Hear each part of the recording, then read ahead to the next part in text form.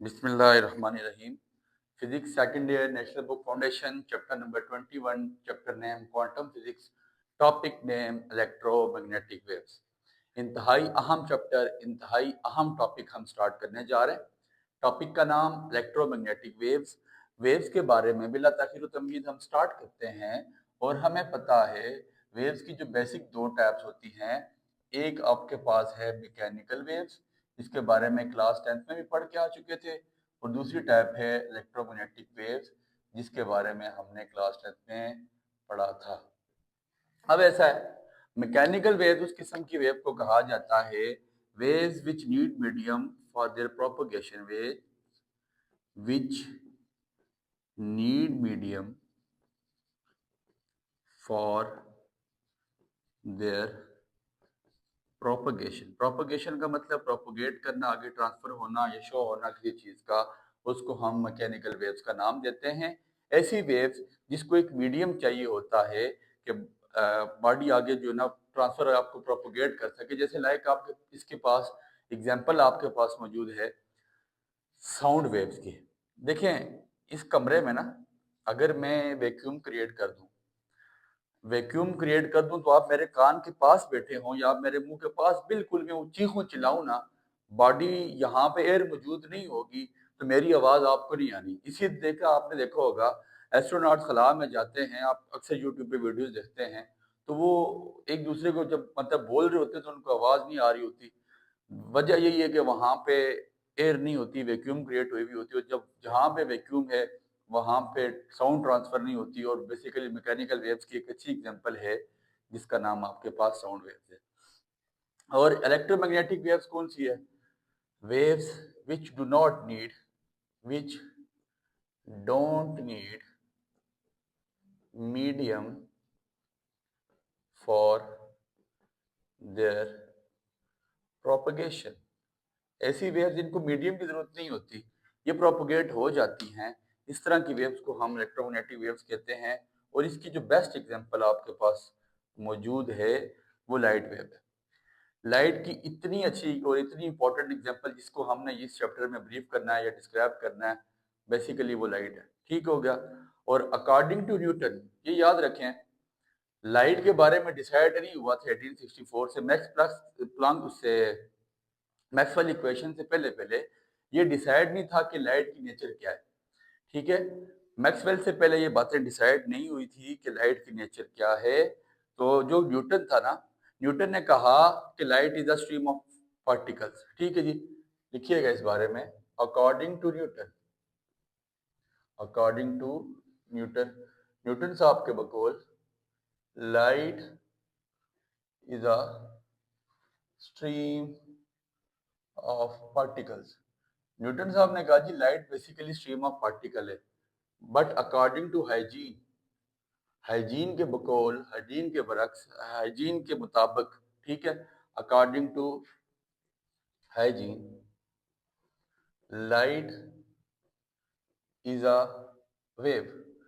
1864 से पहले पहले एक साहब अपनी थ्योरी पेश कर रहे थे, दूसरे साहब अपनी थ्योरी पेश कर रहे थे। एक ब्रिटिश फिजिक्स जिसका नाम मैक्सवेल था, उसने 1864 में जब मैक्सवेल से पहले ये डिसाइड नहीं था, ठीक है, इन 1864 when Maxwell working on electromagnetic waves, ठीक है, मैक्सवेल इलेक्ट्रोमैग्नेटिक वेव्स पे काम कर रहा था। एक ब्रिटिश फिजिस्ट था जो 1864 में काम कर रहा था किस पे? इलेक्ट्रोमैग्नेटिक वेव्स को। और उसको ये बात पता थी, ये बड़ा एक कॉमन फिनोमिना है, ये याद रखें कि चेंजिंग इलेक्ट्रिक फील्ड, उसको 1864 से ये बातें हमें पता थी। क्या बातें पता थी? ये बड़ी इंपॉर्टेंट बात, कि चेंजिंग इलेक्ट्रिक फील्ड प्रोड्यूसेस, लिखें produce magnetic field around it, के change in magnetic field, change in electric field magnetic field produce करता है, और changing magnetic field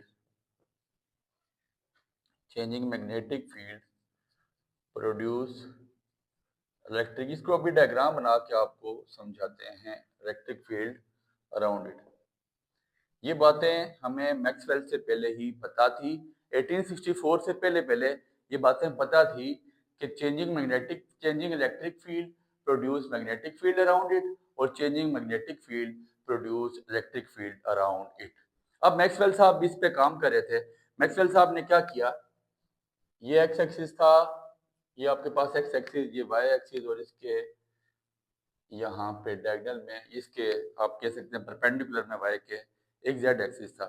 उसने वाई एक्सिस में इलेक्ट्रिक फील्ड ली, E for electric field, B for magnetic field.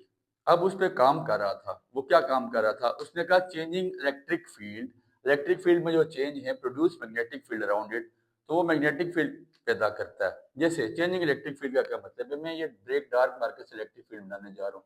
Electric field का जो vector है ना, चेंजिंग मतलब उसके वेक्टर में कमी आती जाएगी या ज्यादती आती जाएगी, बढ़ता जाएगा या कम होता जाएगा, ये इलेक्ट्रिक फील्ड है बेसिकली। इलेक्ट्रिक फील्ड को मैं कम करता जा रहा हूँ, यही काम मैक्सवेल कर रहा था। वो क्या कर रहा था कि इलेक्ट्रिक फील्ड को चेंज कर रहा था। ये चेंजिंग इलेक्ट्रिक फील्ड है। डायग्राम लाजमी साथ बनानी, आपकी बुक बना रही है diagram. Changing electric field produce magnetic field around it, और इलेक्ट्रिक फील्ड के चेंज होने से उसके गिर्द में क्या बन रहा था, मैं थोड़ा लाइट मार्कर से मैग्नेटिक फील्ड बना रहा हूँ, ठीक है, और उसके परपेंडिकुलर कह रहा था कि मैग्नेटिक फील्ड बन रहा है। ऐसे ही है, ये बातें मैक्सवेल से पहले पता थी, लेकिन मैक्सवेल साहब इस पे काम कर रहे थे। ठीक हो गया। Changing electric field produce magnetic field around it, when changing magnetic field, अब मैं आप साइड पे मैग्नेटिक फील्ड बना रहा हूँ। Changing magnetic field produce electric field around it, अब मैं अब साइड पे मैग्नेटिक फील्ड बना रहा हूँ और वेक्टर को चेंज कर रहा हूँ, इसकी पोजीशन चेंज होती जा रही है वेक्टर की। यही काम मैक्सवेल करता जा रहा था। ठीक हो गया। चेंजिंग इलेक्ट्रिक फील्ड, अब changing magnetic field produce electric field around it, और इसके गिर्द में निचली साइड पे अब क्या बना रहा हूँ, इसकी निचली साइड पे मैं थोड़ा डार्क पेन से डार्क मार्कर से इलेक्ट्रिक फील्ड बनाने जा रहा हूँ। यही काम मैक्सवेल भी करता जा रहा था। ठीक हो गया। Changing electric field produce magnetic field around it and changing magnetic field produce electric field around it. Diagram लाजमी बनाइएगा। उसने देखा, उसने क्या देखा कि both fields are moving in space from self propulsion. कहते सर सेल्फ प्रोपल्शन हो रही है, ये देखें, ये सेल्फ प्रोपल होके ये, तो उसने एक बात लिखी। उसने क्या लिखा, both fields are moving, both, ये रिजल्ट लिखिएगा, both fields are moving in space from self propulsion. Self कहता खुद खुद ही ये क्या करिए प्रोपल हो रही हैं। Both fields are moving in space from self propulsion. कहते हैं इसके ये इलेक्ट्रिक फील्ड फिर मैग्नेटिक फील्ड बनना है, फिर आगे इलेक्ट्रिक फील्ड, आप इसको डायग्राम को लेंथी करेंगे, ठीक है, 4-5 इलेक्ट्रिक फील्ड 4-5 मैग्नेटिक फील्ड बना के बताइएगा। कहता है कि both fields are moving in space from self propulsion and this motion is called, this motion is called, इस मोशन को उसने क्या कहा जी कि ये वेव है, एंड वेव इज कॉल्ड, और वेव कौन सी, and wave is called electromagnetic wave. Basically ये वेव कौन सी है, अभी लाइट के बारे में बात नहीं की उसने। ठीक हो गया। Both fields are moving in space from self propulsion, this motion is called wave and the wave is called electromagnetic wave, और इस वेव को इलेक्ट्रोमैग्नेटिक वेव का नाम दिया गया है। Electric field, magnetic field and direction of waves are mutually perpendicular to each other. लिखिएगा, electric field, magnetic field, magnetic field and direction of waves are mutually orthogonal लिख लें, ऑर्थोगोनल, ऑर्थोगोनल का मतलब mutually perpendicular to each other, perpendicular to each other.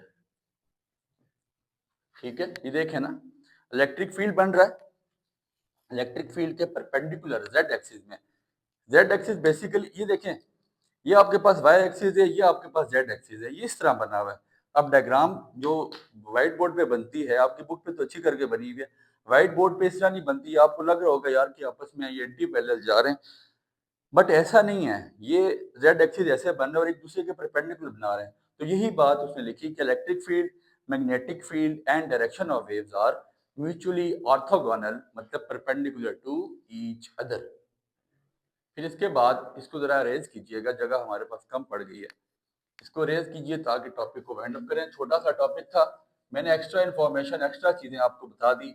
आपकी किताब में इस तरह नहीं था, बट ये है कि थोड़ा सा मैंने कहा लाइट नेचर को हम ब्रीफली डिस्कस कर लें ताकि आपको ये चीज़ समझ आ जाए। डायग्राम लाजमी बना के एग्जामिनर को बताएं, उसको बताएं कि भाई साहब ये इलेक्ट्रोमैग्नेटिक, जो उसको पता लगे कि इलेक्ट्रोमैग्नेटिक वेव्स जो इलेक्ट्रिक फील्ड प्रोड्यूस होती है, चेंजिंग इन इलेक्ट्रिक फील्ड, वो मैग्नेटिक फील्ड बनाता है और changing in magnetic field electric field को प्रोड्यूस करता है। ये बात आपने उसको लाजमी बता के बतानी है। ठीक हो गया। व्हेन मैक्सवेल कैलकुलेट, इसके बारे में बात, छोटी सी बात लिखिएगा। When Maxwell calculate the speed of electromagnetic waves, when Maxwell, यहां से सारी गेम स्टार्ट होती है। When Maxwell calculates the speed of electromagnetic waves, जब मैक्सवेल क्या करता है, इलेक्ट्रोमैग्नेटिक वेव्स की स्पीड को कैलकुलेट करता है, its speed is equal to the speed of light। वो देखता है यार इंसिडेंटली क्या हो गया कि ये इलेक्ट्रोमैग्नेटिक वेव की स्पीड ऑफ लाइट की इक्वल आ गई है। और आपको पता है स्पीड ऑफ लाइट क्या होता है, 3 × 10⁸ मीटर पर सेकंड।